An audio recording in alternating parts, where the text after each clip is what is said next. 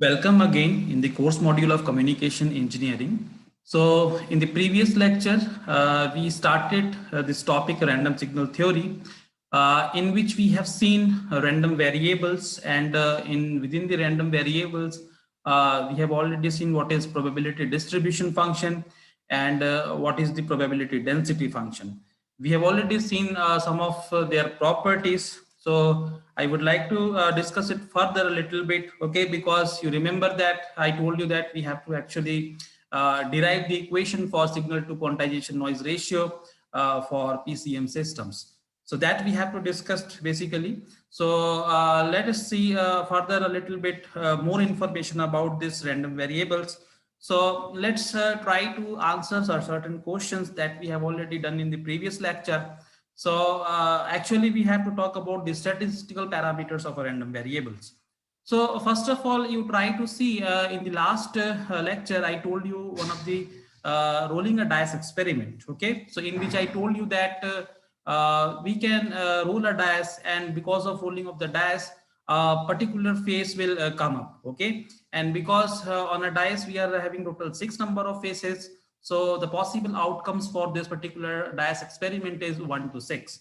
So now let me ask you a few questions, okay, and try to answer them. Okay, that will be giving you certain information about any random variables and its related statistical parameter. So first, if I ask you, let us say if we rolling the dice for 20 times, okay, then how many times probably one will appear? That we need to answer. So first of all, if you see, if we are rolling a dice, okay, 20 times we are asking, okay, I'm asking you like, if we roll it for 20 times, how many times one probably will appear? Okay, you remember that it is a probabilistic answer. We cannot be very certain about that, these many times one will appear, but only we can talk in a probabilistic terms. Okay, so one can understand that if we roll a dice for 20 times, there may be a chance that there will be no ones. Okay, the one will not appear even one time. Okay, there will be no one will appear even one time, and there may be a probability that all the 20 times one will appear. Okay, these are the two extreme points that we can talk about of this phase one will appear in the rolling a dice experiment. Okay, so you remember that because we are rolling it for 20 times, so there may be a chance that all the 20 times there will be a phase one. Okay, and there may be a chance that there will be no ones will appear. Okay, all other phases will appear, but not even a single time one will appear. So these are the two extreme points. Now trying to answer it in a probabilistic term. Okay, so let us say how many times one will appear. So how to calculate this? So basically when we rolling a dice for one time, okay, when we are rolling a dice for one time, then what is the probability that this one will appear? Okay, so this one will appear for 1 by 6. Okay, so that is the probability of appearing a one. So if we're rolling it for 20 times, what I can say that 20 multiplied with probability of appearing the one. Okay, the number of times we conduct this experiment multiplied with the probability that this one will appear, okay, that we need to multiply, and then this will come out as 20 multiplied with 1 upon 6. So it is approximately coming as 3.33. So the meaning is, if we want to know probably how many times this one may appear in this particular experiment, if we are rolling a dice 20 times, one can give the answer like it may be 3.33 times. Okay, it may be 3.33 times. The meaning is at least 3 times or 4 times we can expect that the one will appear. Okay, so obviously the real answer may be different. You remember that it will vary from experiment to experiment. It may be 0 times. Okay, it may be 20 times, it may be 3 times, it may be 4 times, it may be 5 times, it may be 10 times, it may be anything, a number in between 0 to 20. Okay, it may be a number in between 0 to 20. But probabilistically what we can say is there may be a chance that it will be appearing 3 or 4 times, or here it is a number like coming out as 3.33. So whenever if we conduct any experiment, you remember that whenever we conduct any experiment related to this random signals, okay, then when we ask you to find out what is the probability of coming a certain output, then the probability of coming that particular output, okay, that should be multiplied with the number of times we conduct the experiment. So that will be the generalized expression that you remember. Now, if I ask you the second question, what will be the probable sum of all outcomes if we roll the dice 20 times? Okay, so what I'm asking is what will be the probable sum? Okay, what will be the sum of all the outputs that we got if we roll the dice 20 times? Okay, now again, you try to see this. If we want to answer this question again, we can just talk about in the probabilistic term. Okay, you remember that there may be a chances that all the times the output that will come is 6, 6, 6, and 6. Okay, because the maximum outcome possible in the case of rolling a dice is 6. So there may be a chances, okay, that all the 20 times the 6 will come. Okay, 6 will appear. Okay, and there may be a chances that all the times 1 will appear. So you remember that whenever all the times 1 will appear, the sum will be the least, and whenever the 6 will appear all the time, then the summation will be the maximum. Okay, but again we have to talk about in the probabilistic term, and then what we can do is first of all we have to talk about the outcomes, because we have to give the summation of all the outcomes possible if we roll the dice 20 times. So basically the outcome is equals to 1, and the probability for coming this output is or this outcome is equals to probability p1. Okay, similarly the outcome is equals to 2, and the probability of coming this outcome is p2. Similarly outcome is 3, probability is coming as p3, and so on, so up to 6. So basically what we have to do is we have to multiply all these possible outcomes. Okay, all these possible outcomes, so that will be giving us this total summation, and then it has to be multiplied the number of times we actually conduct the experiment. Okay, the number of times we actually conduct the experiment. So in this way we can see that this number, okay, the answer for the second question that we can got is the total probable sum of all the outcomes if we roll the dice 20 times, that will be something around 70. Okay, it is coming out as 70. So this is the probable sum that we are going to get.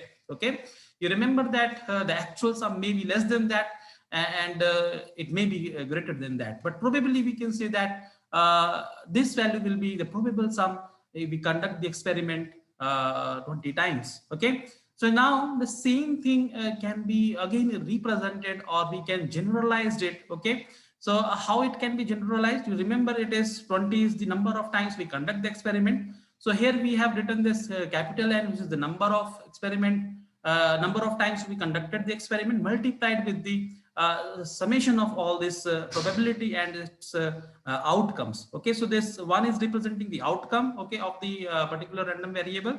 So that I can represent here by xi. Okay, and this is the probability that we can get the outcome as xi.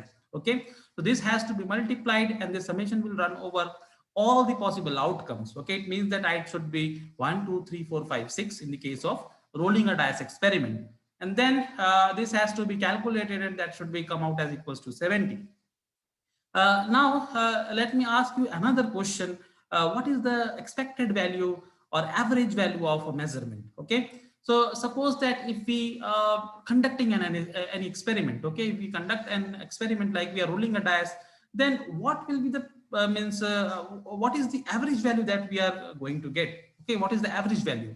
Okay, so if we talk about the average value, you see that if we have done this experiment for 20 times, okay, if we have done this experiment for 20 times, the total sum of all the outcomes is equals to 70. Okay, then on an average for each experiment when we conduct, what will be the value that we are expecting? That has to be divided by 20. Okay, because in the 20 times if we conduct this experiment, we are getting this probable output 70. So if we divide it by the number of times we have conducted the experiment, that will be giving us the average value or expected value of this particular experiment. So therefore the solution 3 that will give us answer is equal to 3.5. Obviously you can remember that we are having this in this particular case because it is a uniform distribution. We have already seen about the means rolling a dice experiment. We have already seen its probability density function in which all the outcomes are equiprobable. Okay, the first outcome that is possible is 1, and the last outcome which is possible is equals to 6. Okay, So basically the sum of them, and we can divide this by 2, it will be giving us the average value. Okay. So 1 plus 6 will give you 7, and if you divide it by 2, it will be giving you 3.5. So basically, because it is a uniform distribution, that way is also possible. But whenever there is no uniform distribution, we cannot calculate the average directly.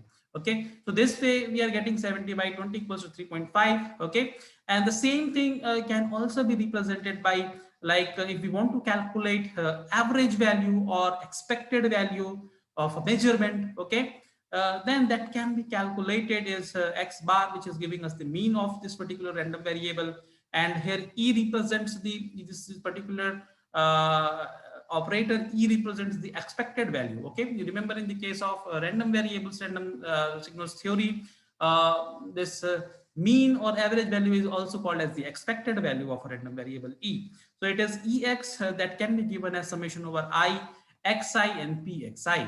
So this way we can calculate. You remember that in this formula we have divided this formula with the number of times we have conducted the experiment n. So n and n will be cancelled out. So we will be getting this particular expression. So this particular expression is now going to give you the average value of a random variable that we can get.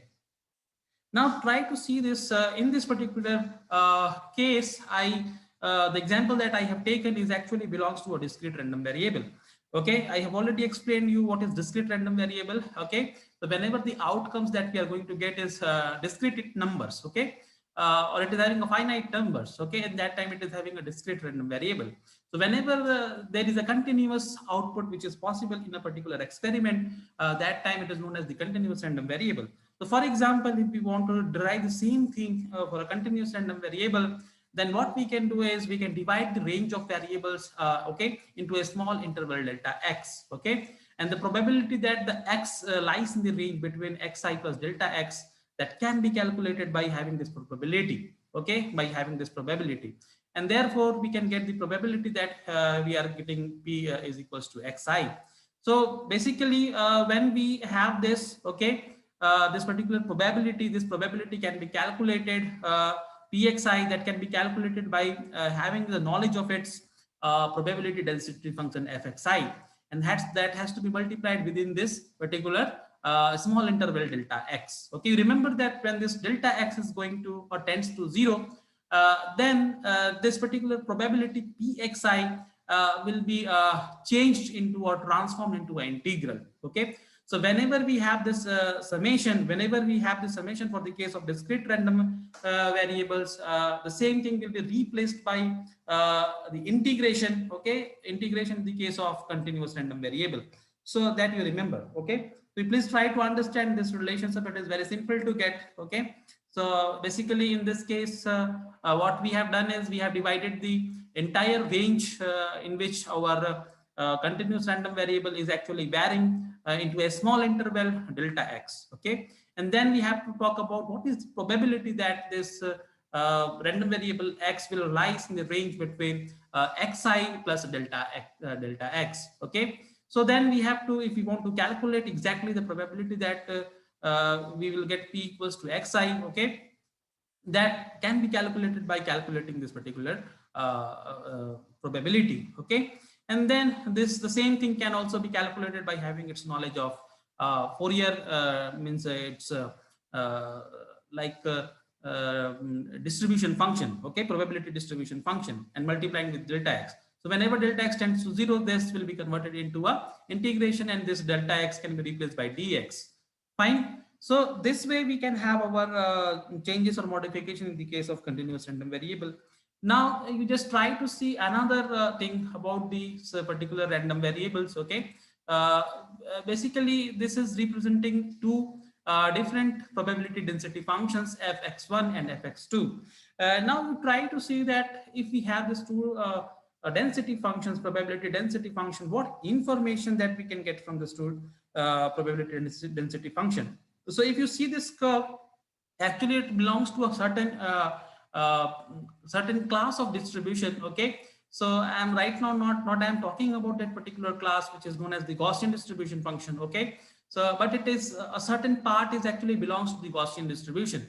Okay, so you please first you try to see that if you see this particular curve, okay, onto x-axis we are having the random variable x, and here it is the probability distribution of each and every random variable x. Okay, so it belongs to our continuous random variable. So let us suppose that if we have this type of probability density function, then what we can see is between these two graphs, what is the difference is the first similarity. If you see, then you will find that both the curves are having the same mean point. Okay, its average value is remain same. Here it is, I have plotted this curve at around m. Okay, the mean value is m, and again for this curve the mean value of this particular curve is m. So basically in both the cases the mean of both the random variables or the means probability density function, okay, having the same mean. Okay, but if you see the top one is having a narrower than this bottom one. Okay, so what does it mean? It is having a narrow width and it is having a wide width. Okay, so what we can see is both the random variables are having the same mean, but in this case the range of means a spread of this particular random variable is less as compared to the spread of this random variables. Okay, it is occupying a large means a large width. Okay, so you can take this example. Okay, suppose that we are having a particular room, okay, in which we want to like maintain a room temperature at 27 degrees centigrade. Okay, so basically when we means try to control the temperature by having a certain air conditioner, that time the room temperature will depend on certain factors. For example, how many people are inside the rooms, and how many times the windows are actually opening or closing, or doors are opening and closing. Okay, so it will depend on that particular factors. So though this air conditioner will try to maintain the temperature, okay, at around 27 degrees centigrade, but there will be a little deviation around 27 degrees centigrade can be seen. Okay, so if you plot the real-time temperature in the room, you will find that the temperature is actually not exactly 27 degrees centigrade, but it may be sometimes greater than 27 degrees centigrade. It may be going up to 28 degrees centigrade, and then again it is sometimes coming down to 26 degrees centigrade. So there will be a certain fluctuations in the temperature that we are going to get in the case of controlling a temperature of a particular room.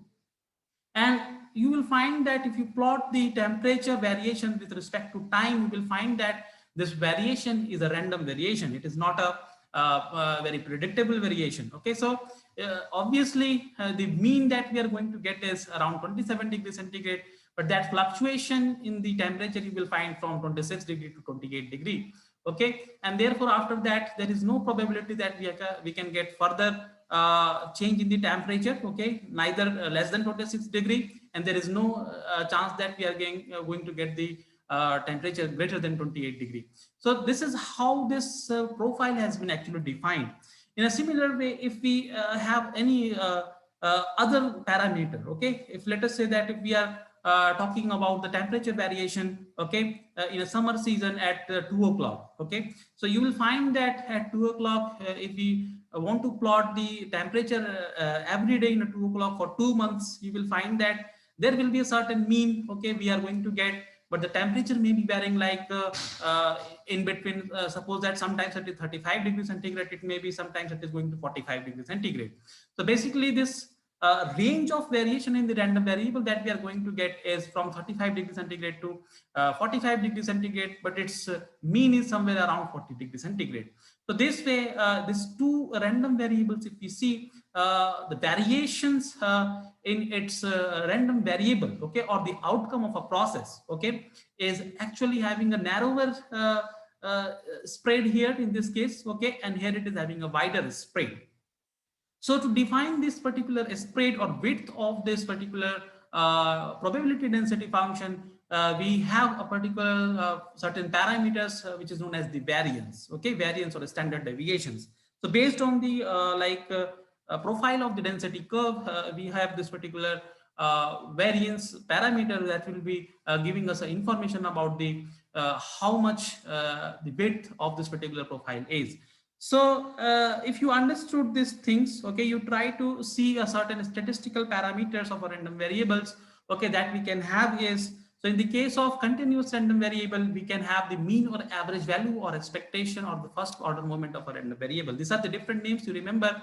Either we can calculate a mean or average value or expectation or first order moment of a random variable x. Okay, so if x is a continuous random variable, then this can be defined as x bar, that will be the expected value of x1. If we denote this as equals to m1, the mean m1, then that can be defined as integration over x fx x dx. You remember that in the last slide I told you that there was a summation in the case of discrete random variable. So whenever it is a continuous random variable, it will be having x fx dx, and we have to calculate this integration.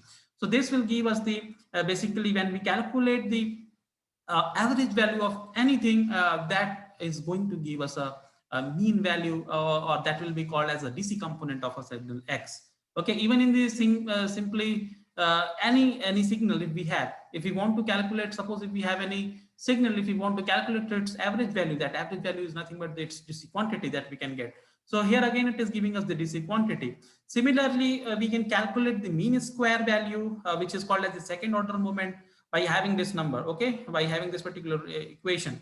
So that will be represented by x square mean, okay, so that can be represented as expected value of x square. So that can be calculated by having this x square fxx dx.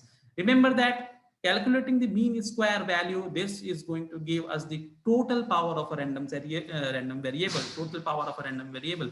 So please you remember this equations, okay. Later on I will be again prove that why it is called as the like mean square value, how it is giving us the total power, why it is called as the AC power, okay, that I will be explaining you. But for a time being, please you just remember this formulas, because that we have to use for the case of our signal to quantization noise ratio calculation. So basically this is going to give us the total power of a random variable. Okay, you remember that we have already calculated the power and the energy of a signal, in which I told you if you calculate x square, okay, dt, then it is giving us the energy of the signal. Here if we calculate x square fxx dx, then it is going to give us the total power of a random signal. Similarly, this variance we can define, okay. So when we subtract the DC component out of this total power, we are going to get the AC power of the random signal. So because we know that in any of the signal, okay, any of the random signal, we are going to have a certain DC part, and we are going to have a certain AC component, okay. So this is representing as the total power, means it is AC plus DC power, okay. So whenever we subtracting the DC component, okay, x minus x bar, okay, so whenever we are subtracting from x, if we when subtracting the x bar means the DC power, that time the power that we are going to get is our AC component, okay. It gives us the AC power of a random signal. Similarly, we can calculate the standard deviation, okay. So this standard deviation will give us the root mean square value of AC component. So once you have understood these things, okay, you remember for the present discussion, I will be using this particular statistical parameter of a random variable, mean square value or second order moment. So now you try to see, because it is giving us the total power of a random signal, so that we have to talk about. So let's begin the discussion about the our signal to quantization noise ratio of PCM system.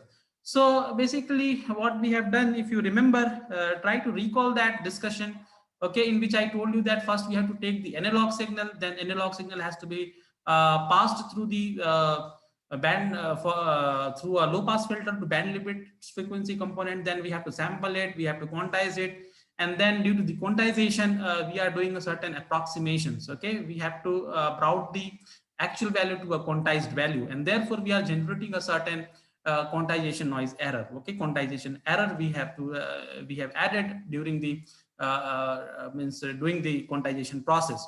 So that noise we have to actually, the effect of that noise we have to calculate.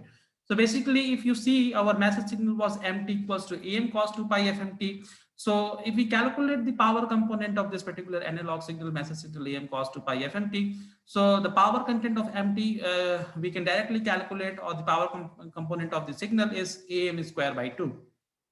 Now we have to actually calculate or talk about the quantization noise power, okay. So first of all, you try to recall that I told you that in the case of quantization noise error, whether it is a mid-rate or mid-rise quantizer, if you remember that the variation in the power was actually in between from minus delta by 2 to plus delta by 2. So it is having this variation from minus delta by 2 to plus delta by 2. And because it is again a random phenomena, okay, you remember that it is a random phenomena. So at what point of time, what particular error we are going to get in between minus delta by 2 to delta by 2, that we do not know. Okay, we do not know at what particular point, what particular value of this quantization error we are going to get. But we know that its range is in between minus delta by 2 to plus delta by 2. Its range is from minus delta by 2 to delta by 2. So by just our intuition, what we can have is we know that because of the design of the quantizer, this all the possible values in between minus delta by 2 to delta by 2 are equiprobable. Okay, it is having its equal probability. There is no such thing like we can say that the delta by 2 or anything value in between 0 to delta by 2 is having more probability than this values. Okay, because all these possible values, all these possible outcomes of this particular quantization noise, okay, is actually equiprobable. Okay, it is equiprobable. It is having all equal probability to come out. Okay, so what we can have is we can by intuition we can actually plot the probability density function of this particular quantization noise.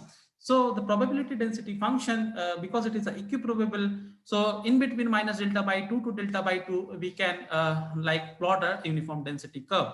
So it is a uniform density curve. We can see here it is a uniform density curve. Okay, just to make it small. Okay, it is a capital Q. Okay, so it is you can just make a uniform density curve. Okay, so it is having an equal probability. So you remember that at present we do not know what is the value of K. Okay, what is the value of K? So that we have to calculate by having the knowledge of property of our probability density function. So please you recall that the first property that we have about the probability density function, that was if we do the integration of probability density function over minus infinity to infinity, this integration is going to give us the total probability that will be equals to 1. So the same thing we can apply here also. Okay, and the limit will be from minus delta by 2 to delta by 2. And fq the probability density function here we have assumed equals to k, so that you can substitute k dq equals to 1. So if you solve this, you will find that this k is coming out as 1 upon delta.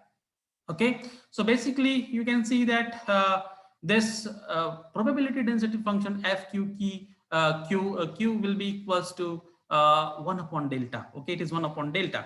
So I told you that if you calculate the area under the curve, that is going to be give you the value equals to unity. So here you can see that this width is equals to delta. Okay, because it is minus delta to delta by 2. So this width will become delta, and this height is becoming 1 upon delta. So if you multiply them, you will going to get this value equals to unity.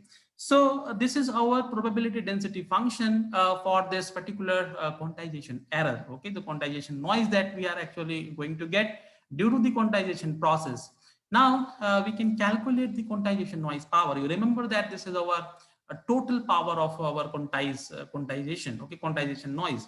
So in the previous slide, you told you that the total power of any random variable. Okay, you remember that this quantity is a random phenomena. You remember that quantization that we have performed here.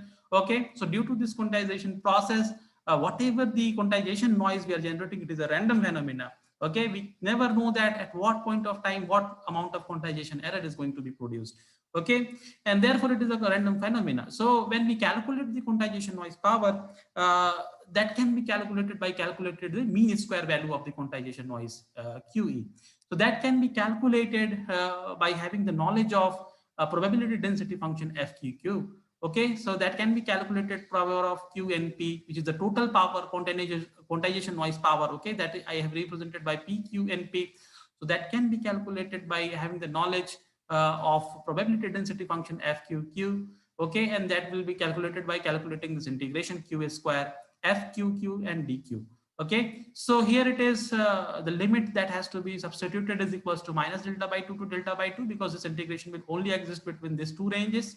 And then this FQQ we have already calculated, it is coming out as 1 upon delta. So you please substitute this and you try to perform this integration. Ultimately the quantization noise power that we are going to get is equal to delta square by 12. You remember that this formula has been asked so many times in the competitive examinations. Okay, so this is our quantization noise power that we are going to get equals to delta square by 12.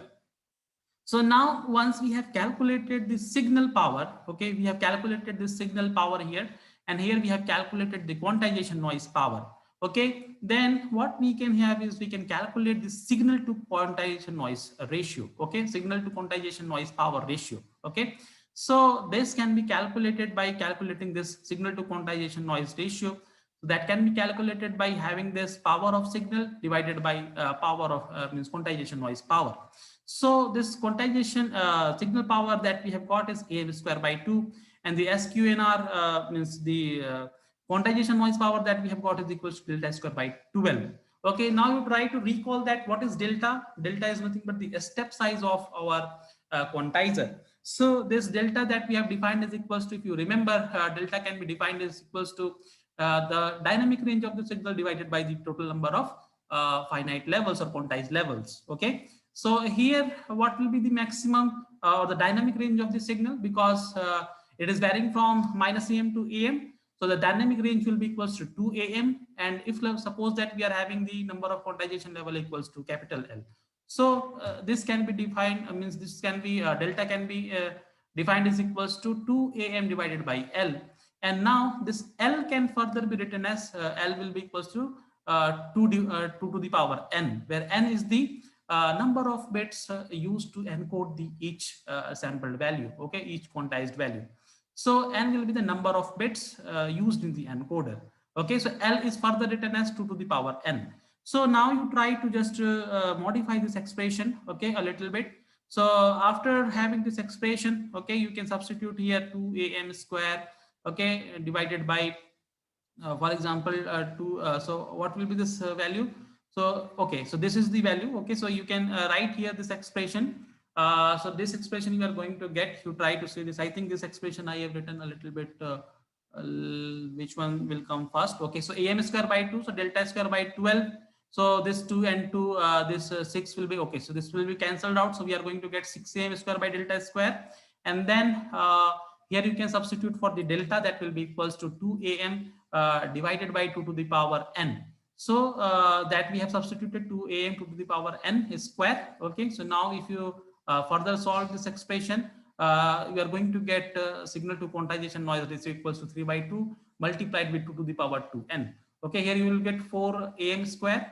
So here we can write 3 by 2, and AM square will be cancelled out. So we are going to get this factor 3 by 2. And now this value we are going to get is equals to 2 to the power 2n. So now this is our signal to quantization noise ratio. So it is available in the absolute terms. Okay, so either this formula can be used based on the problems, or we can also calculate the signal to quantization noise ratio in terms of dB. Okay, so you remember that these all terms are in the power. Okay, these all terms are actually powers. Okay, so whenever we have the power, we have to calculate the power in the terms of signal to quantization noise ratio. If you want to calculate in the terms of dB, it has to be 10 log 10 base. Okay, in the case of voltage signals, okay, we take 20 log 10, but in the case of power signals, we have to take the 10 log 10. So just you take the 10 log 10, okay, of this particular expression, that will convert this signal to quantization noise ratio in dBs. So if you take 10 log 10 3 by 2, then this has to, this is multiplication, so we have to use the formula m into n. So that will be coming out as log 10 m plus log 10 m. Okay, n. So here we are going to get log 10 10 3 by 2, then 10 log 10 2 to the power 2n. Okay, now you remember one thing, that here we have the like log base 10. Okay, and this n represents the number of bits. Okay, so n represents the number of bits. So to solve this expression, okay, this particular expression, this base has to be converted into log 2. Okay, the base should be log 2. Okay, it is log 10 base right now. So we have to make a changes in the base of this particular log. So because this n is into bits, okay, it is a bit, it is a binary data, it represents the number of binary bits. Okay, so to just change the base, okay, of this log into log 2 base, okay, we have to multiply with log 10 2, and we have to divide it by log 10 2. So basically this will be coming out as log 10 2 separately, and this division actually converts this base of the log 10. and we can write this as a log 2 base 2 to the power 2n, and that time solving this expression will become easy.